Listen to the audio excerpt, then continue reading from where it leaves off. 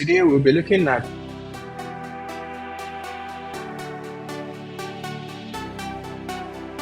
and this payment system is very useful when it comes to organizations that actually need a centralized payment system. So the benefit of this implementation is that you can have one centralized payment system that connects to multiple payment providers, where the payment providers are providers like Paystack, Stripe, any other provider that you want to add to the list. The applications would actually connect to the payment system, right? So you can have application 1, application 2, they connect to the payment system, and then the payment system connects to the payment providers. So this way, you don't need to connect each individual application to a payment provider directly. It all can go through one centralized payment system, and then the payment system can decide which of the payment providers to use, depending on availability, depending on charges, depending on the specific application, right? You could have an application that you want the payment to go to Paystack. You can have another application that you want the payment to go to Stripe, etc. Okay, let's look at how that works. So let's start off with the payment system. So we have our payment system. Optimally, this is going to be something that you build and you host yourself. So we have the payment system, the payment providers. So payment providers, example Paystack, and then we have the applications. So we have the payment system, applications, and then the payment providers, right? Now, within this setup, there are two more things we need to add. Okay, so these are the various aspects we are going to be looking at. So we have the payment system, the applications, the payment providers, the database. So the database is really for the payment system, but we'll get there. And then we have the users. So this is how it works. The application, right? Every single application will have to connect to the payment system. Under normal circumstances, what usually happens is we have the application and then we have the payment provider. The application connects directly to the payment provider. The payment provider sends a response to the application, and then that's how it goes, right? It is back and forth between the application and the payment provider. But in this case, since we want to enable multiple applications requests for payment from multiple payment providers at the same time, this is how we are going to set it up. Let's say on application 1, maybe it's an e-commerce platform. So we'll use the red to represent a payment request being made. So the user requests for a payment to be made to the application. The application will then send the payment request with whatever details it needs to send to the payment system. Now, when the application is sending the request to the payment system, it can specify which payment provider to use, whether it wants to use Paystack, whether it wants to use Stripe, whatever it wants to use. Now, the payment system should be configured such that if the application does not specify the specific payment provider it wants to use, there should be a default payment provider that will be used in such cases. So the user requests for a payment to be made from the application. Oh, I want to buy a pen. The application sends the payment request to the payment system, right? It creates a payment request and sends it to the payment system. The payment system does two things here. First, it sends or it logs the payment details into the database. It logs the payment details into the database. Then the next thing it does is it sends the payment request to the payment provider. So in this case, Paystack. So Paystack then returns with a payment link. It generates a payment link and returns it to the payment system. So it returns the payment link to the payment system. The payment system then sends the payment link to the application, and then the application sends the payment link to the user. So the user gets the payment link, they are buying the pen, right? So they are paying for the pen.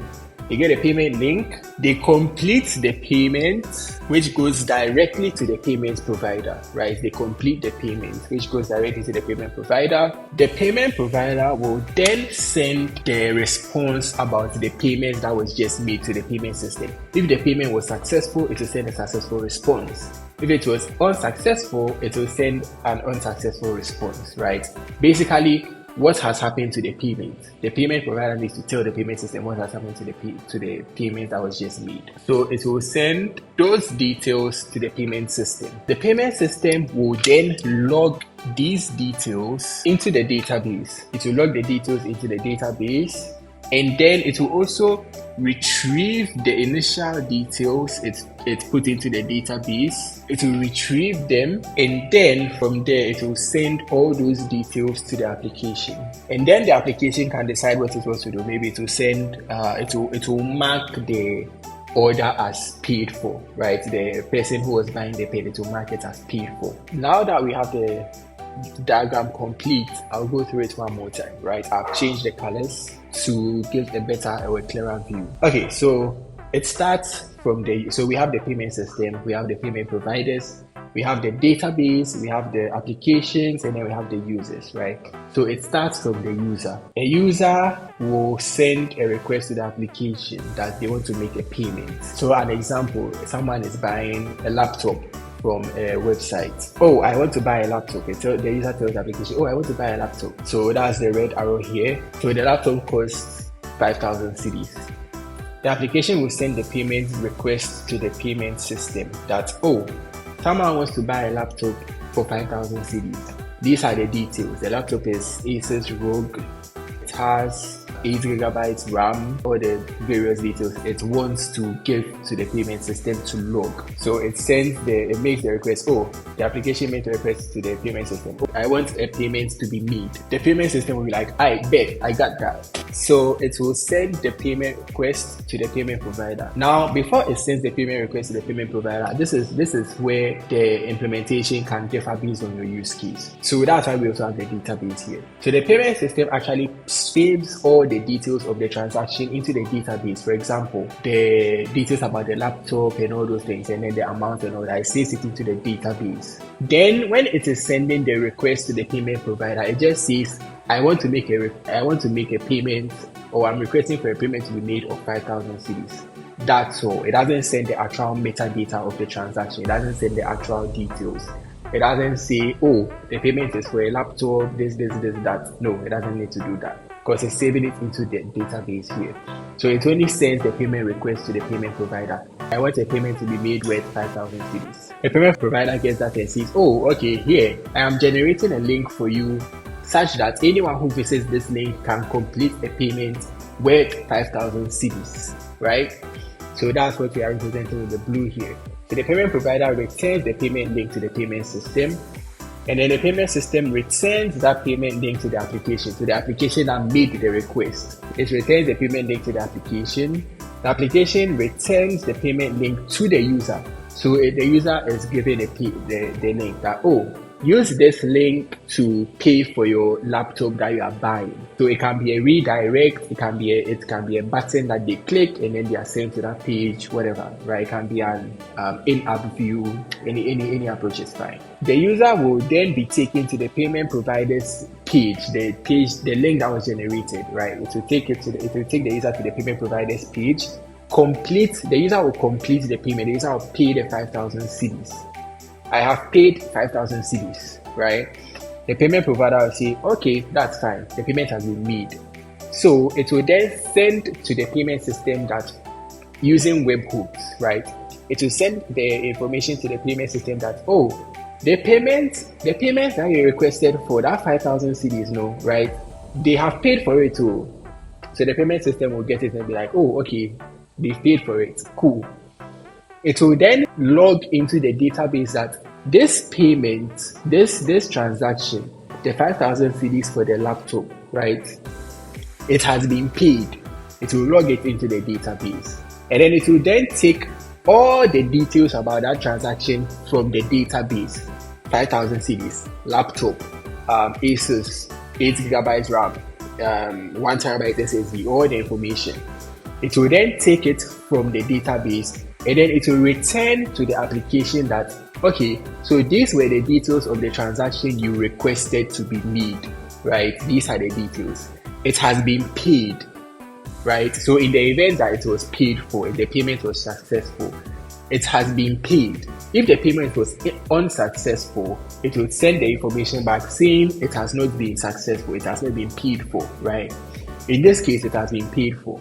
So it sends the information to the application that these are the details, this is what you requested for, it has been paid. So the application is like, oh, okay, that's cool. It has been paid for. Good. The application can then send maybe like a notification to the user, or some sort of alert, or maybe like render a page to the user that, okay, that laptop that you were buying, that 5,000 cedis laptop, it has actually been marked as paid, right? You have actually finished paying for it. The payment has gone through, it was successful. So that's where it will end. So we can actually even add one more line here to the user. So the application tells the user that, okay, yeah, the payment was successful. Now, there's an issue. With this implementation, it means that so far as anyone has the URL to your payment system's API, anyone at all can use your payment system to request for payments to be made for whatever purpose, right? And people can basically use it as a sort of money laundering scheme. Someone can just get up and be like, oh, you know what, these people, they have some payment system B, right? We don't need to do any registration or anything like that. We can just use their API. No one is going to catch us because we are using someone's API. So anyone at all can actually connect to your payment system, which is not a good idea. It is for your organization. You need to secure it as much as possible. So there are a few things that you can do within this process. There's something called IP whitelisting. If you wanted to IP whitelist every single application, I mean, it's going to be hectic. It's going to be stress, right? So what you actually do is the IP address of the payment system, your payment systems, wherever you posted your payment system.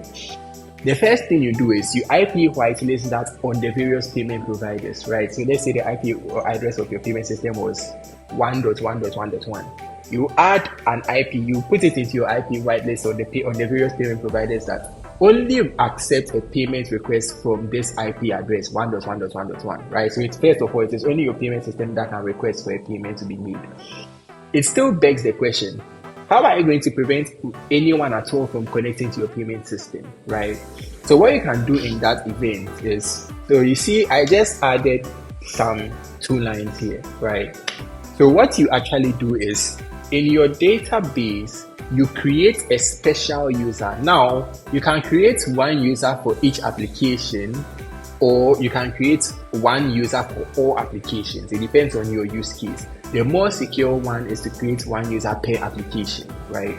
And then in the event that user's details gets leaked, you just need to revoke access of that user and create a new user and give it to the various applications. The user you create for the database, so there's the main user.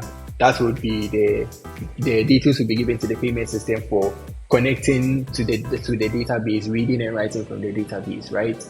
Now you create a separate user with less privileges. The only thing that user can do is, in this database, you are going to put an access key, right? So in the database, you are going to have an access key. You are going to create a separate table, a table that is not connected to the transactions table, a separate table. The only thing that table does is it saves an access key, right? Now, in order for any application to connect to the payment system, in the connection, when they are requesting for a payment to be made, in order for any application to connect to the payment system, it needs to provide that access key to show that I have access to, I have authorization to access this payment system, right? I have been given access. I can access this payment system. Me, the application, I can access you. Don't block me, right? So it takes the access key, it connects to the database, gets the access key from the database, and then uses it when it is requesting for a payment to be made from the payment system. Now, the access key, when you have that implementation, right, it's just one access key, right? So why do you need to save it into the database? Why not just save it down somewhere, then when the application wants to connect to the payment system, it just uses it, right? Why do we need a database? The reason we need a database is because to make things even more secure, that access key needs to be updated periodically, right? Whether every day, whether every 5 hours, whether every hour, whether every 30 minutes. So let's say every 30 minutes. So every 30 minutes, you have a cron job, a scheduled task. Every 30 minutes, change the access key in the database, right? So that if, no matter what happens, even if the access key is leaked, within 30 minutes, it's changed. So that also helps to secure it. Now, every 30 minutes when the access key is changed, it means that whenever the application wants to make a payment, no matter what, whenever the application wants to make a payment, it needs to get the access key from the database before it can actually request for a payment to be made. Because if the application requests for a payment to be made with access key, let's say the access key is access key 1, a request for a payment to be made from the payment system using access key 1. Within 30 minutes, that access key is useless. So if the application logs that access key that, oh, I'm going to use this access key again later, and then it uses that same access key after 30 minutes to try to request for a payment to be made from the payment system, it's not going to work. Why is it not going to work? Because the access key has changed. So when the application gets the access key from the database and then sends it in a request to the payment system actually checks the access key. It will send a request to the database. Oh, someone is trying to make a payment. Is the access key correct? It will check. If it is correct, it will proceed with the process, right? If it is wrong, it will block you. Hey, you are not allowed. What are you doing here? Get out, right? So yes, that is the architecture here. User, the various applications, the payment system, the payment providers, and then the database, right? So that is the system here. Now, there could be a better implementation that you could use. There could be various ways to secure the system further. For example, you remember I spoke about what IP whitelisting, right? I talked about getting the IP address to your payment system and then putting it into the payment providers to IP whitelist your payment system, such that it is only your payment system that can request for a payment to be made from the various payment providers. You can also do the IP whitelisting such that when the user completes the payment and the response is coming from the payment provider to the payment system that this user has completed the payment, you are IP whitelisting the payment providers in the payment system. When the request comes that, oh, this user has completed payment, the payment provider is sending to the payment system that this payment has been completed. When the request comes in, the payment system will check, is the IP address, does it actually belong to a payment provider? Oh, okay, it belongs to Paystack. Okay, they are allowed to tell us that the payment has been made successfully. Oh, the IP address belongs to Stripe. They are allowed to tell us that, oh, okay, the payment has been completed successfully, right? So that no one at all can just access your payment system, try to impersonate a payment provider. They'll come in like, they're like, oh, I am Paystack. Meanwhile, they're not actually Paystack. I am Paystack. The payment has been made successfully, right? Trying to trick your payment system. Your payment system will be able to tell that, hey, no, there's something wrong. This IP address does not match the IP address of Paystack. So I'm not going to accept that you are telling me that this payment has been made successfully. You are a fraud, right? Okay. So those are some of the things you could do to further boost the security of the system. Obviously, there are more things you could add. There are more implementations you could add to make things a little bit more secure. But this is just an overview of how you can start making a centralized payment system for your organization, right? Okay, so if there are any questions, if there's any feedback, if there's anything at all that anyone wants to talk about in relation to this, you can leave a comment in the comment section and we'll make sure to address them, right? If you have some suggestions as well, you can let us know in the comment section. So that's the payment system. We'll also be releasing another episode on this whole thing. And with that episode, we'll be going through how to actually deploy the payment system. You can use Amazon EC2. It's relatively more expensive than Lightsail. If you want to host anything on Amazon AWS, you can use Lightsail instead of EC2 because Lightsail is actually less expensive. So we'll actually release a part 2 of this, showing you how to actually deploy the payment system on Amazon Lightsail. It's going to be a very comprehensive step-by-step process. That is the payment system, and thank you for tuning in. Hopefully you've been able to take something from this. You'll be able to implement something similar, if not even better than this implementation, right? Because there's always room for improvement. So yeah, thank you for tuning in, and I hope you actually learned a lot from this little segment.